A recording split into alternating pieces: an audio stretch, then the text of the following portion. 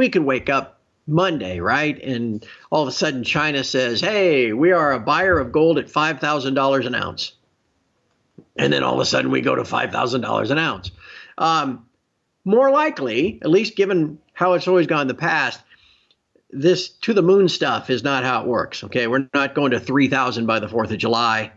We're not going to $100 silver. All these things that people have been banning about now that there's some interest in the metals again.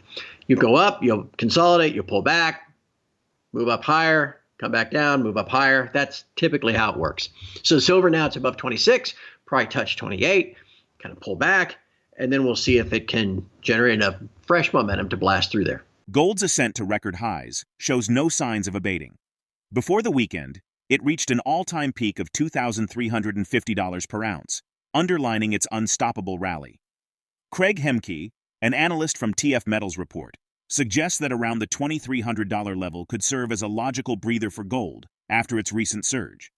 However, Hemke also acknowledges the possibility of gold continuing its upward trajectory without a significant pullback. The latest surge in gold prices follows a robust report indicating that the U.S. economy added 303,000 jobs in March, surpassing expectations. In contrast, silver remains within its trading range.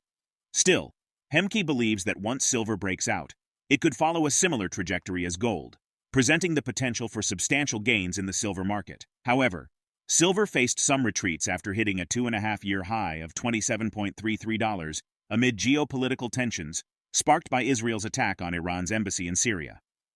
This triggered a late risk-off sentiment, weighing on precious metals, including gold. Despite the bullish sentiment in the gold market, Federal Reserve Board Governor Christopher Waller sees no rush to cut rates amid persisting inflationary pressures. Hemke attributes the breakout in gold prices to specific events, such as Waller's statements regarding monetary policy and quantitative easing. Waller's remarks spurred a significant surge in gold prices, prompting market participants to take notice and potentially join the trend.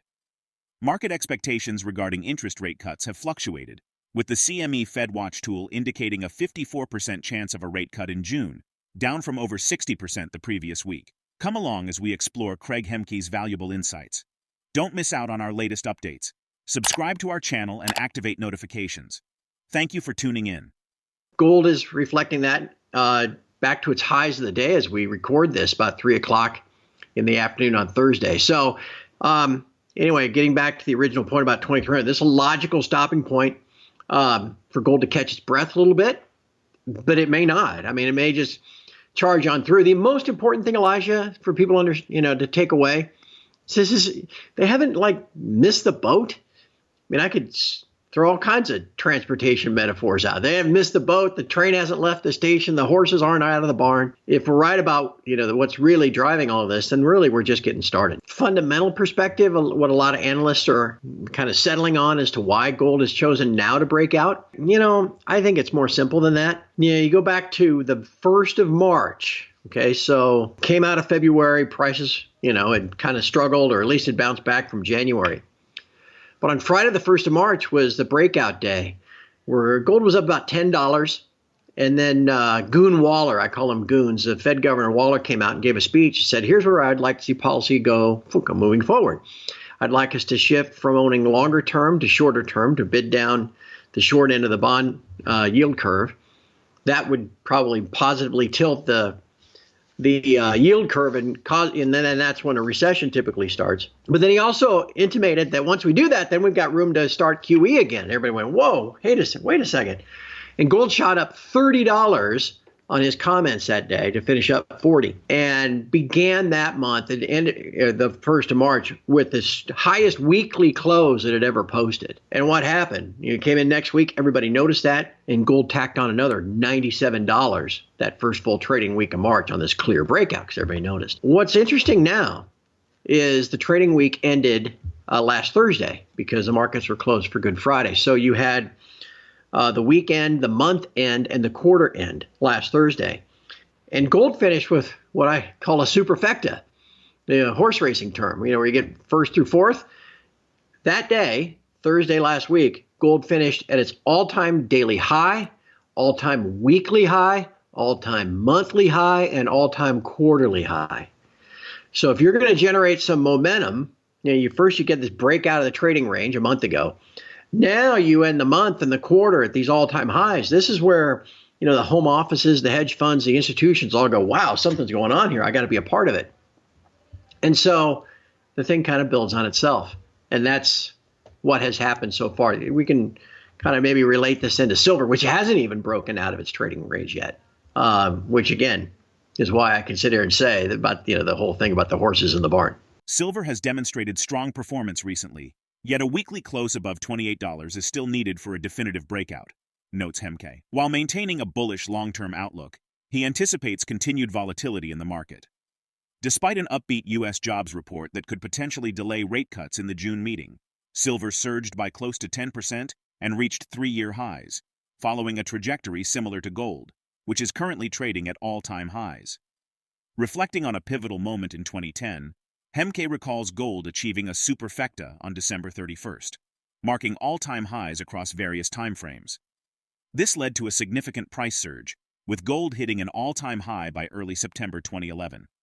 Silver also experienced rapid price growth during this period, highlighting the potential for substantial gains after consolidation phases.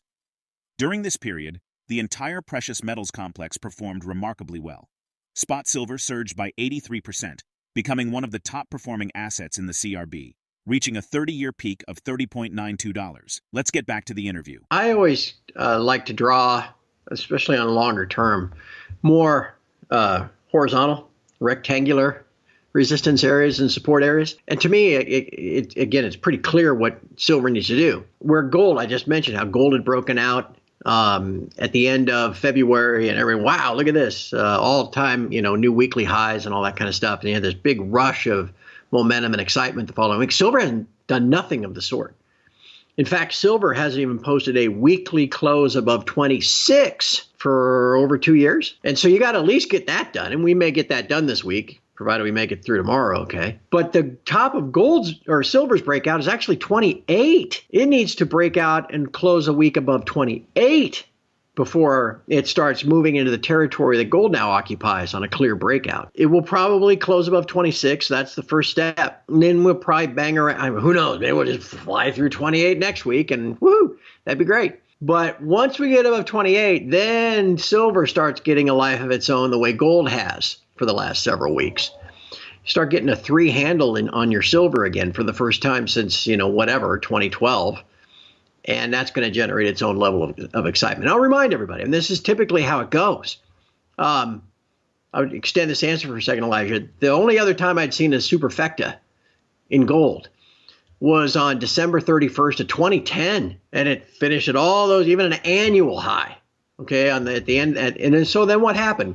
Gold finished that year at 1420, and by early September put in that old all-time high of 1920. So what's that, a 20-some-odd% move, right? Well, while that was taking place, silver began 2011 at 18, and by everybody probably recalls, by the 1st of May, it was 48. So it can go fast. I mean, it's not unprecedented to see it happen, but that. And again, this is important for people that think that, I've already missed out.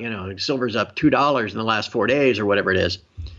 Silver's got to get above 28 and then pick up a 3 before you really start getting into the fireworks. And we're not there yet. On this thing behind me, it says established in 2010. Anytime you get into a longer term or even just a shorter term bull market, where you've got an extended run up in prices, under this pricing scheme, the price you're seeing is primarily derived through the trading of, derivatives, futures contracts. You get this rush of speculative money that comes in and open interest expands and everybody's buying the contracts and the price goes up. Well, eventually you get to a point where all that buying gets exhausted, at least temporarily. And price begins to roll over.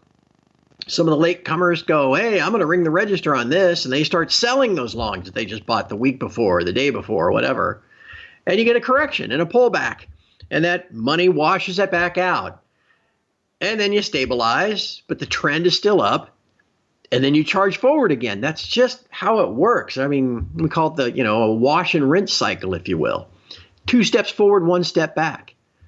And I just can't imagine that it's not going to continue that way. I mean, we could wake up Monday, right? And all of a sudden China says, hey, we are a buyer of gold at $5,000 an ounce. And then all of a sudden we go to $5,000 an ounce. More likely, at least given how it's always gone in the past, this to the moon stuff is not how it works. Okay, we're not going to 3,000 by the 4th of July.